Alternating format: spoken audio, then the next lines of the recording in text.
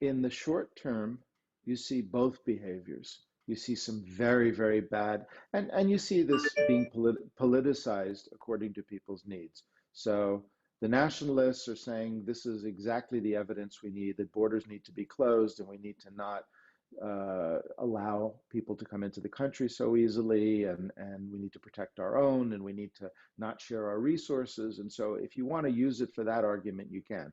If you want to use it for a green argument, we can use it for a green argument and say, look at all the benefits to the world. If you want to use it for a globalist argument, you can do that as well. And you can say, look at the benefits of cooperating and sharing information and supplies and so on. So you will see all of these things.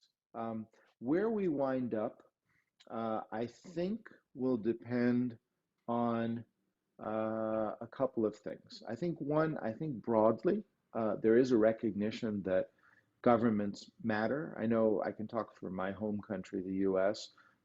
If the one thing that has been so clearly learned in this crisis is that the federal government and state governments fulfill an essential purpose of protecting their citizens, right? That is the fundamental purpose of government. So anybody who says, well, what does the government do? Well, that's one of the things the government does.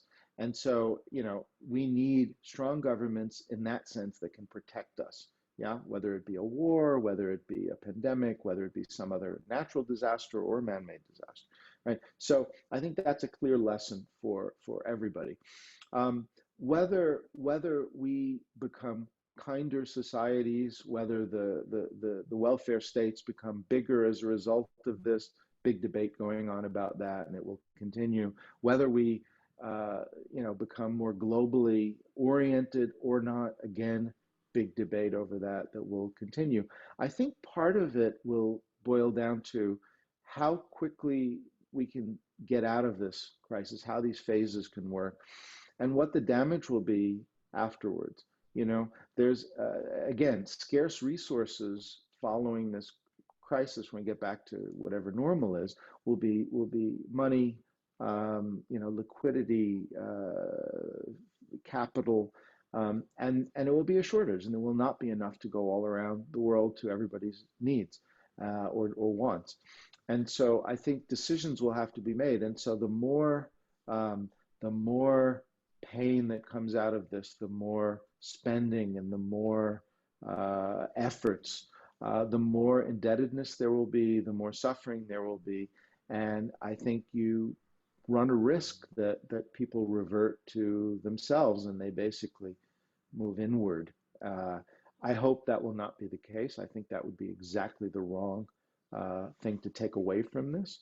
I've been saying myself since the very beginning of this that, we should have all taken more advantage of China and learned from China early on, and then gotten them involved and worked together. That hasn't happened so well.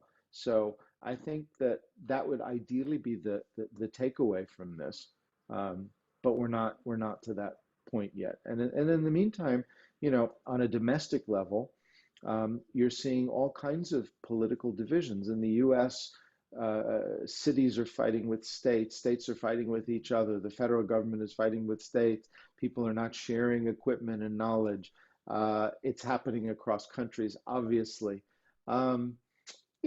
This is maybe human nature, but I don't think things should work that way. I think there's a better way. If we all work together, it's a classic prisoner's dilemma. If everybody could just work together, but they don't in the end.